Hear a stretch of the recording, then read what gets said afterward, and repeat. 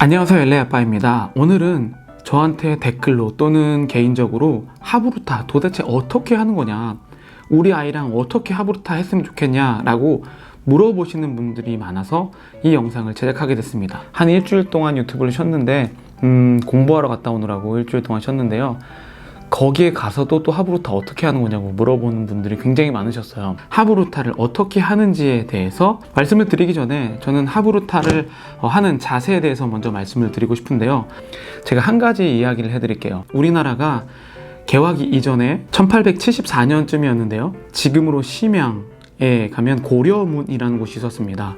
그래서 중국과 우리나라가 만나는 곳이었는데요, 그때 중국에 있었던 선교사가, 그때는 이제 중국을 대상으로 왔는데 한국이라는 나라를 발견하고 이 사람들에게 한번 성경 말씀을 전해봐야겠다라는 마음으로 왔다고 해요. 그래서 이렇게 그 장터에서 이제 기독교 말씀을 그렇게 전하고 있었는데 웬 사람이 바로 앞에서 너무나도 주의 깊게 말씀을 듣고 있는 겁니다. 야, 이렇게 신기한 민족이 있구나, 말씀을 정말 잘 듣는구나, 그렇게 굉장히 들뜬 마음으로 말씀을 끝나기를 기다리고 드디어 이제 그 사람에게 만나려고 하는데요, 아니나 다를까 그 사람이 그 말이 끝나자마자 그 선교사에게 다가오더랍니다. 그래서 드디어 내가 이 정말 보지도 못한 이 한국이라는 나라에 어떤 거 성공했구나, 선교를 성공했구나 라고 했는데, 그 사람이 그 선교사의 옷감을 딱 만지면서 하는 말, 이 옷감 어디서 났습니까? 라고 물어보는 거예요. 무슨 뜻이냐면, 지금 이 말을 듣고 있었던 이 한국 사람은 그 선교사가 무슨 말을 한지는 중요하지 않고, 이 선교사가 입고 있는 이 옷감은 전혀 본 적이 없는데 이걸 어떻게 떼다가 팔아볼까 라는 그 생각만 하면서 얘기를 듣고 있던 거죠. 제가 왜 갑자기 이런 얘기를 하냐면, 하부루타, 제가 왜 그동안 구체적으로 하는 방법에 대해서 이야기하지 않았는지에 대한 답변을 드리기 위해서입니다.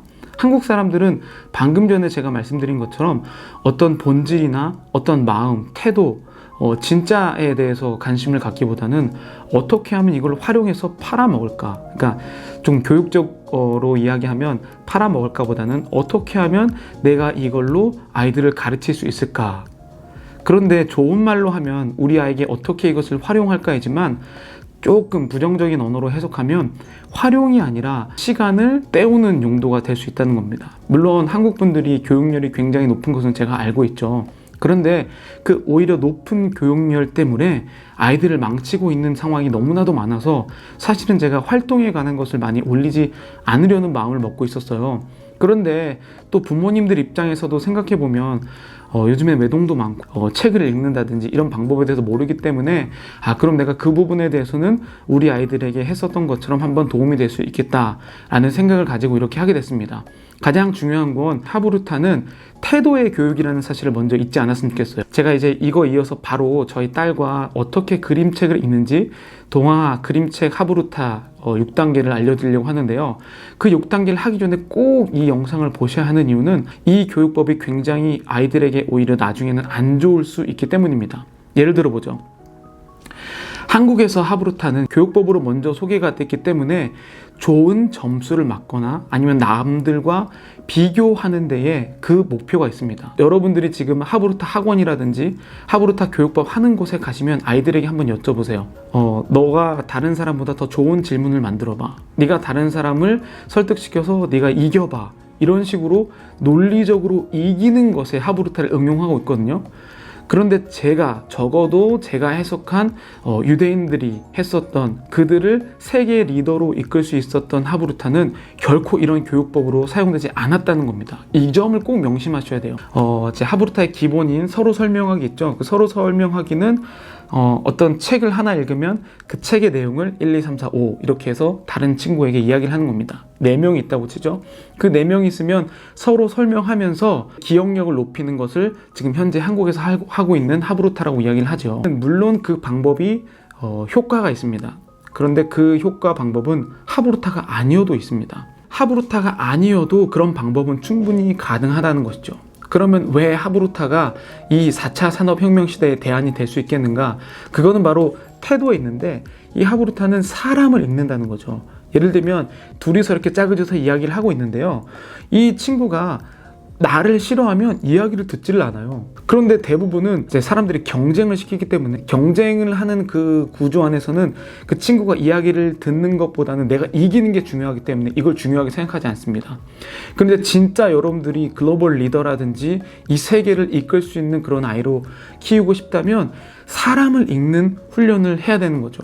그래서 오늘 얘가 내 말을 안 듣네. 두 번째부터 얘가 내 말을 듣지 않는구나. 내가 아무리 잘 알고 내가 아무리 잘 설명해도 얘가 듣지 않는다는 사실을 알게 돼서 너 오늘 옷 이거 입었네. 나도 이 컬러를 좋아하는데. 이렇게 그 친구에 대한 관심으로부터 시작합니다. 이 친구가 그래? 나도 원래 너 이 색깔 좋아해. 이렇게 관계가 맺어지기 시작하면 그때부터는 내가 조금 어설프게 설명해도 이 친구가 잘 알아듣거든요. 그게 바로 진짜 하부루타인 거죠. 근데 이게 왜 진짜 어른에 대해서 필요하냐면, 여러분들이 지금 세상에 사는 건 시험 정답 맞추려고 지금 살지 않잖아요. 실제 어른에 대해서 하는 것은 물론 내 머리에 들어있는 건 학력, 레주메 이런 것도 중요하지만 내가 이 물건 자체를 어떻게 설명하고 그 사람을 설득시키고 그 사람의 마음을 얻어내느냐가 중요한 거잖아요. 근데 이거 아무리 좋더라도 이거를 설명하지 못하고 이 사람과 관계가 좋지 못하면 물건을 팔지 못합니다.